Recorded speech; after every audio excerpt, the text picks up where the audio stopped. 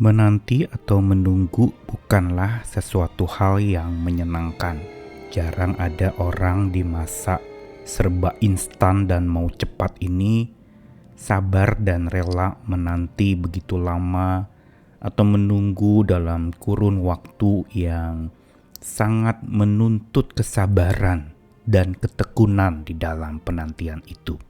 Namun penantian tidak akan menjadi sesuatu yang menjemukan bila penantian itu adalah penantian yang pasti. Penantian yang jelas, walaupun mungkin lama tetapi pasti itu akan datang karena sudah dijanjikan berulang-ulang dan akan tergenapi satu saat kelak. Sehingga penantian tidak akan jadi jemu bila penantian itu bukan penantian yang semu. Penantian semu yang tidak pasti, yang membingungkan, yang tidak jelas, memang membuat kita menjadi jenuh, bosan, dan jemu. Namun kita tidak pernah akan jemu-jemu untuk menantikan bila penantian itu sungguh-sungguh akan terjadi dan tergenapi. Begitu pula selama 10 hari murid-murid Tuhan Yesus menantikan tercurahnya Roh Kudus sesuai dengan apa yang Tuhan Yesus sudah janjikan sebelumnya. Berulang kali dalam pengajaran demi pengajaran yang Yesus katakan kepada para murid, Yesus mengatakan bahwa akan tercurahlah kuasa Roh Kudus itu atas mereka.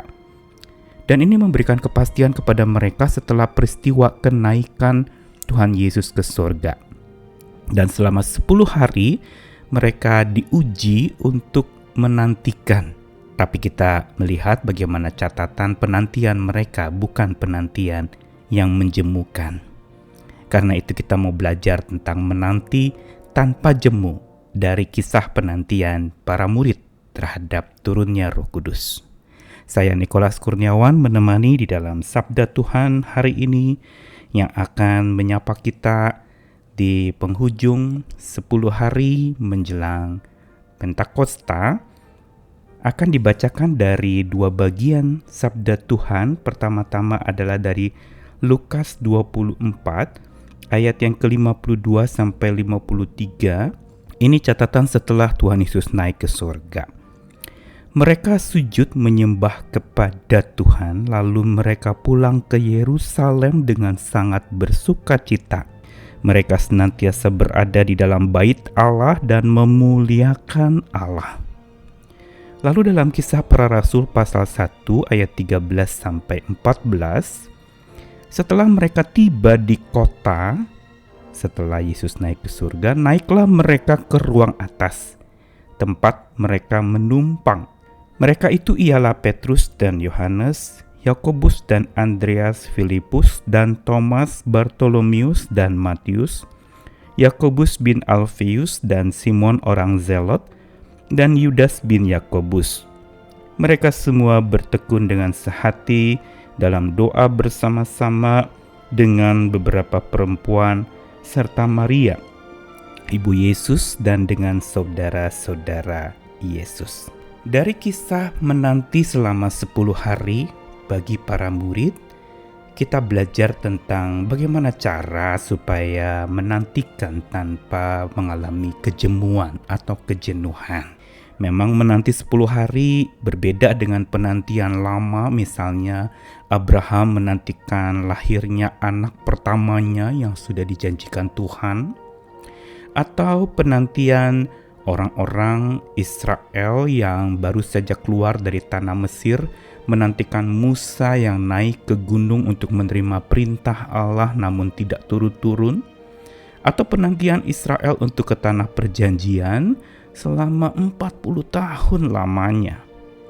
Menanti 10 hari tentu saja singkat dibandingkan penantian-penantian lain yang tercatat di dalam kitab suci. Namun selama 10 hari menantikan turunnya Roh Kudus, kita melihat justru reaksi yang dilakukan atau tindakan yang dikerjakan oleh para murid adalah satu inspirasi yang penting untuk kita bisa menanti tanpa jemu.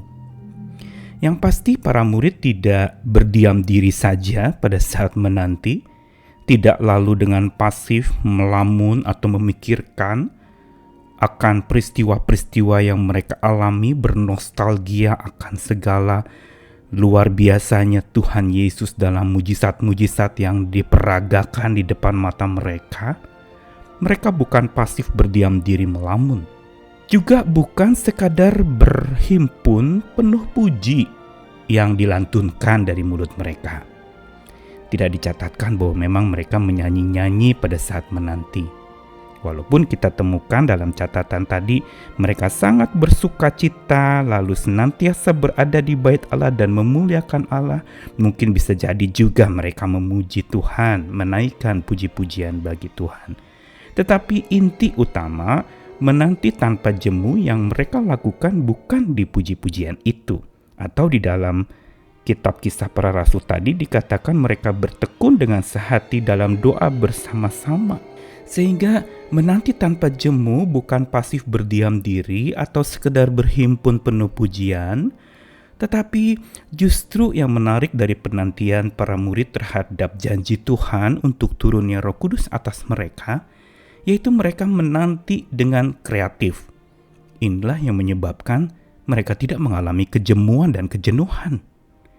Kreatif dalam arti mereka justru membangun sebuah jiwa kebersamaan yang tekun memuliakan Tuhan. Dikatakan bukan di dalam ayat yang ke-14 dari Kisah Para Rasul tadi bahwa mereka bertekun sehati dalam doa bersama-sama dengan beberapa perempuan, Maria ibu Yesus dan saudara Yesus. Dan setara dengan itu dikatakan mereka juga senantiasa berada dalam bait Allah dan memuliakan Allah dalam Injil Lukas tadi dicatatkan. Inilah kreativitas mereka di dalam menanti tanpa jemu. Mereka mengisi waktu penantian itu dengan kegiatan-kegiatan yang tentu saja tidak membuat mereka jenuh. Berdoa dan variasi sekali di dalam mereka menantikan, bersuka cita, memuliakan Tuhan tentu saja dengan berbagai macam cara, bertekun, berdoa bersama-sama. Dan inilah salah satu hal untuk kita bisa menanti tanpa jemu, yaitu kreativitas kita di dalam menantikan Tuhan.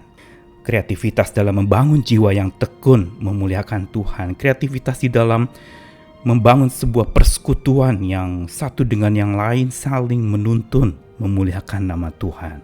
Dan bukan saja kreatif, yang kedua yang menyebabkan penantian mereka tidak jemu atau tidak jenuh itu adalah proaktif.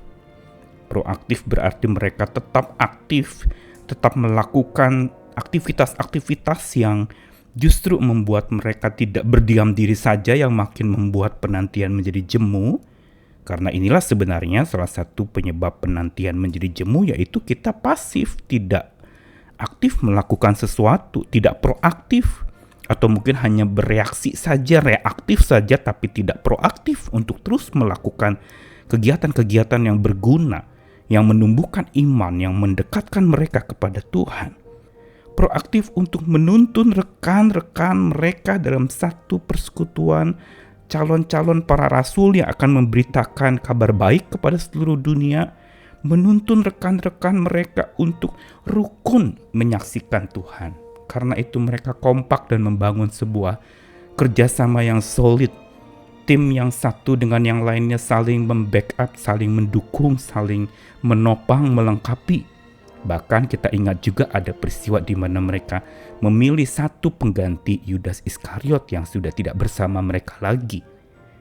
Mereka justru proaktif menuntun rekan-rekan untuk hidup rukun, karena inilah rahasia untuk menyaksikan Tuhan. Bukan semata pengajaran dan pembelajaran yang disampaikan, tetapi sebuah kerukunan yang disaksikan oleh banyak orang sehingga Tuhan terhadirkan lewat kerukunan itu. Inilah cara untuk menanti tanpa jemu. Hari ini mungkin kita sedang menantikan sesuatu, menantikan jawaban doa, menantikan kelepasan dari sebuah beban berat, atau menantikan kesembuhan dari sebuah penyakit. Mari kita nantikan tanpa jemu dengan kreatif, membangun jiwa yang tekun memuliakan Tuhan apapun keadaan kita, dan proaktif menuntun rekan-rekan bersama orang-orang lain untuk membangun kerukunan menyaksikan Tuhan walaupun hidup penuh dengan tantangan. Mari kita belajar menanti tanpa jemu. Amin.